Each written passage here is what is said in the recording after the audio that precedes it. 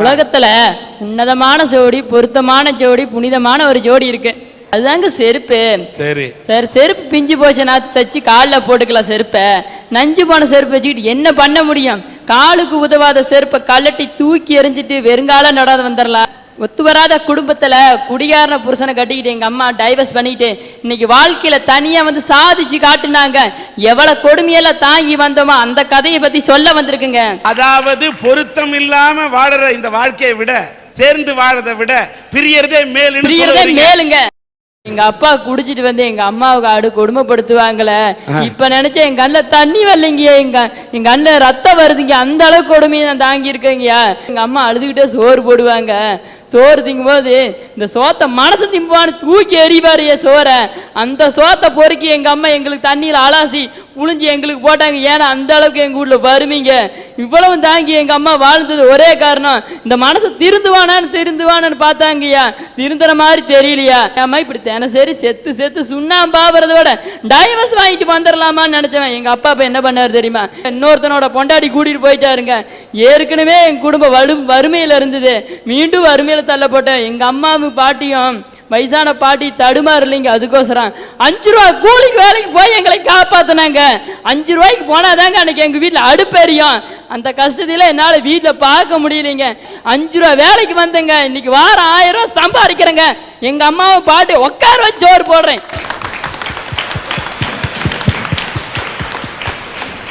5 ரூபா வேலை எழுது நான் 10 ரூபா வேலைக்கு வந்தேங்கய்யா. பக்கத்து கடையில் நான் வேலை செய்றீங்க. கடையில 50,000 லாட்டரி சீட்ல எங்க அப்பாவுக்கு விழுந்ததுங்க. 10 ரூபா தானே கொடுத்து உதவி பண்ணலீங்க எங்க அப்பா. அந்த அளவுக்கு நாங்க ஆவாத போயிட்டோங்க எங்க அப்பனுக்கு. இப்படி ஒரு அப்பன் தேவையாங்க எங்களுக்கு? இப்படி ஒரு அப்பன் தேவையா? இன்னைக்கு தம்பி நான் எவ்வளவு கஷ்டப்படுறேன் தெரியுமா? அவ கையை பார்த்தா தெரியுங்க எவ்வளவு கஷ்டப்படுறான்னு. அப்பா நடந்து போனா அவ அப்பா போறான்னு சொல்ல மாட்டான். ஓடி போறான் பாரு அப்படின்னு தான் சொல்லுவான் என் தம்பி. ஏன்னா என் தம்பி விட்டுட்டு போகும்போது 5 வயசுங்க அவனுக்கு. அதே மாதிரி நானும் எங்க அம்மாவும் ஒரு வளகாப்புக்கு போயிருந்தோம். வளகாப்புக்கு போகும்போது எங்க அப்பாவும் வந்தது, அந்த அம்மாவும் வந்திருந்தாங்க. ஏன்னா 2வது பொண்டாட்டி வந்திருந்தாங்க. வரும்போது வளையல் போட்டுக்கிட்டு இருந்தாங்க.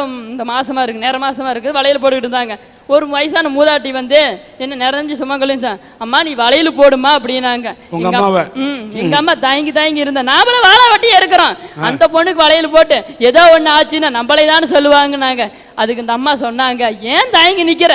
நீ என்ன தப்பு பண்ணனது பூரா வீட்டுக்காரரு, நீ ஏன் வந்து தப்பு தயங்கி நிக்கிற? நீ வளையல் போடு. அந்த அம்மா 100 வருஷத்துக்கு நல்லா இருப்பாங்கன்னு சொன்னாங்க. அப்ப பெருமைப்படுறேன். ஒரு ஓடி போடணும் அப்படின்னு சொல்லிக்கிறோட ஒரு வாழை வட்டிய பையன் சொல்லிக்கிற பெருமைப்படுறேங்க. இதுதான் போட்டுங்க. அந்த அம்மா சொல்லிக்கிட்டு இருந்தாங்க 2வது பொண்டாடி எங்க வீட்டுக்காருக்கு 3 பவுன் செயின் போட்டேன், 3 பவுன் செயின் பண்ணி போட்டு பெருமையா சொல்லிக்கிட்டு இருந்தாங்க. எங்க அம்மா வந்து வீட்டுல அழுதாங்களே. அந்த அழுவ எங்க அம்மா அழுத என்னால தாங்க முடியாதுங்க. வீட்டுல பையனுக்கு முன்னாடி அழுத பையன் வந்து தாங்கிக்க மாட்டான்னு வீட்டுல வந்து குமரி அழுதாங்க. குருவி சேத்துற மாதிரி நான் வீடு கட்டுறது சேர்த்தனுங்க. 1 ரூபா 2 ரூபா இல்லைங்க. 4 பவுன் எங்க அம்மாவுக்கு தெரியாத கடையில் போய் 4 பவுன் பண்ணி எங்க அம்மா கழுத்துல போட்டேங்க.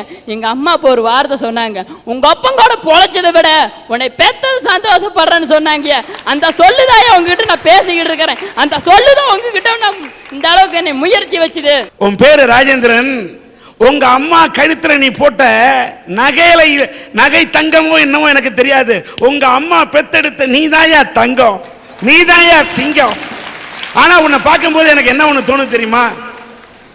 இதே ராஜேந்திரன் ஆகிய நான் என் தங்கை கல்யாணின்னு ஒரு படம் எடுத்தேன். சின்ன பிள்ளையில அப்பங்காரன் செந்தாமரை என்னுடைய சின்ன வயசுல விட்டுட்டு போனோன்னு அம்மாவா ஸ்ரீவித்யா நடிச்சிருப்பாங்க.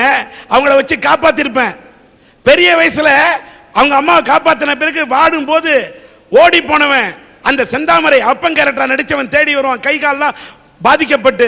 அப்ப எங்க அம்மா அவனை வீட்டுக்குள்ள சேர்க்கணும்னு சொன்னப்ப சேர்க்க மாட்டான் இந்த பையன். அப்ப சொல்லுவான், பச்சை மரத்துல தச்ச ஆணி தச்சதுதான், பச்சை பிள்ளையில பாத்திய மனசுல வச்சதுதான் அந்த பையன் போராடுவான். அப்ப படம் நல்லா ஓடிச்சு வெள்ளி விழா. இதெல்லாம் ஏதோ கதை நினைப்பீங்க, கதை இல்லைங்க, பலரோட வாழ்க்கை. இந்த நிலைமை இருந்தா இந்த பையன் இவங்க அம்மாவும் அப்பாவும் சேர்ந்து வாழணும்னு சொல்லுவானா?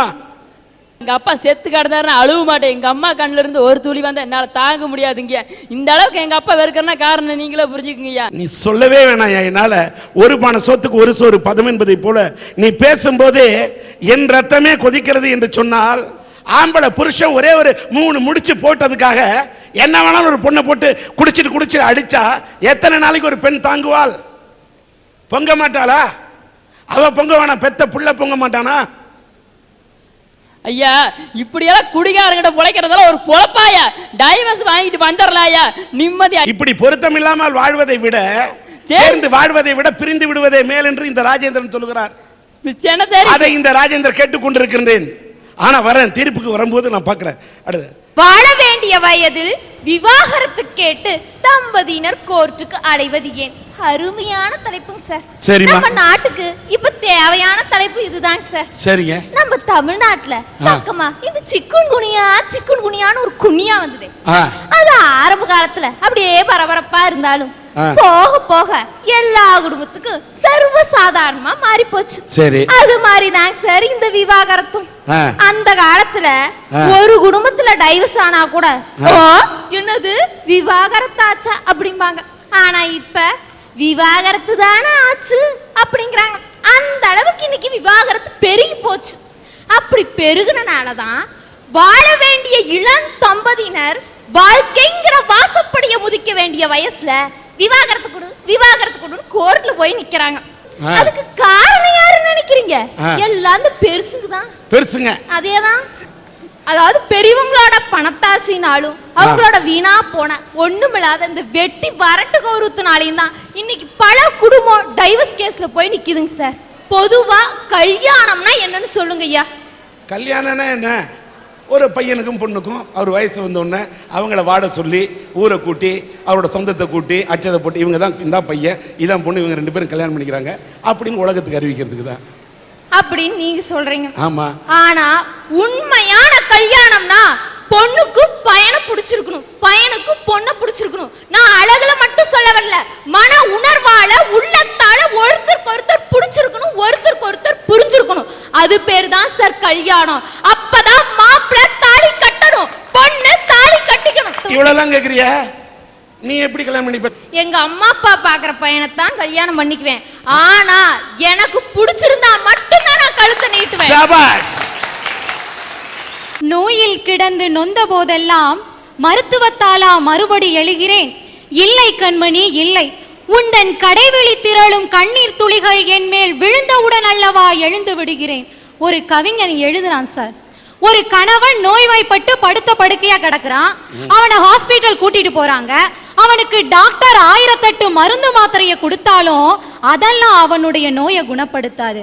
ஆனா அவன் தினம் தினம் படுற வேதனைய பார்த்து அவனுடைய மனைவி அன்பால அக்கறையால சிந்தா பாருங்க கண்ணீர். அந்த வேதனையை பொறுக்க முடியாம இந்த கணவன் தன்னுடைய வேதனையை மறந்துட்டு எழுந்து உட்கார்றான் சார். இந்த வாழ்க்கை யாருக்கு கிடைக்கும்?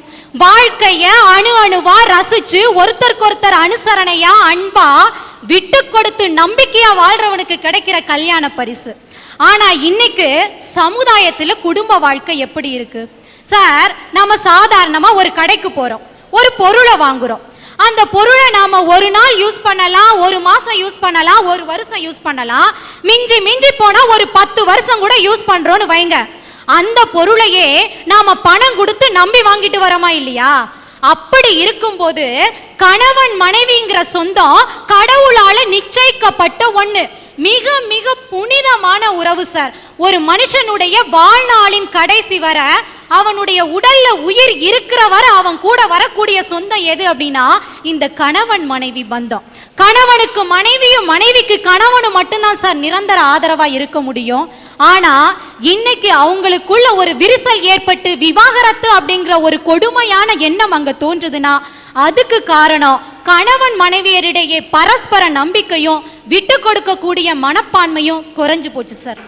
அவங்க சொன்னாங்க பாருங்க, ஒரு நோய் வந்து படுத்தப்ப ஒரு மனைவி வந்து ஆறுதலா இருக்கிறது தான் ஒரு மருத்துவன் கொடுக்கக்கூடிய மருந்தை விட அது மாற்றிவிடும் என்று சொன்னார்.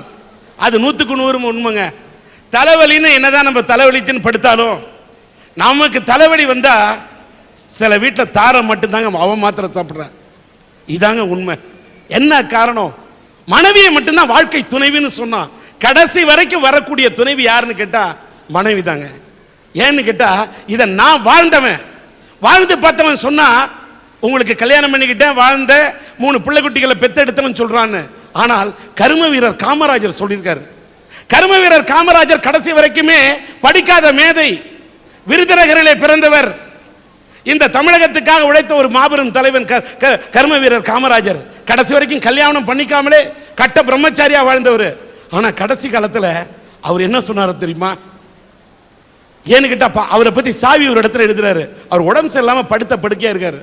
அப்ப கஷாயம் போட்டு கொடுத்துட்டு மாத்திரைலாம் எடுத்து போடக்குள்ள, கர்மேந்திரன் கல்யாணமே பண்ணிக்காம இருந்துட்டேன், இந்த கஷாயெல்லாம் போட்டு கொடுக்கறதுக்கு ஒரு கட்ட பொண்டாட்டி கூட இருந்தா நல்லா இருக்கும் போல இருக்குப்பா, பொண்டாட்டியே இல்லாம வாழ்ந்துட்டேன்ப்பா, நமக்கெல்லாம் பொண்டாட்டியே இல்லைன்னு வருத்தப்பட்டாராம். யாரு?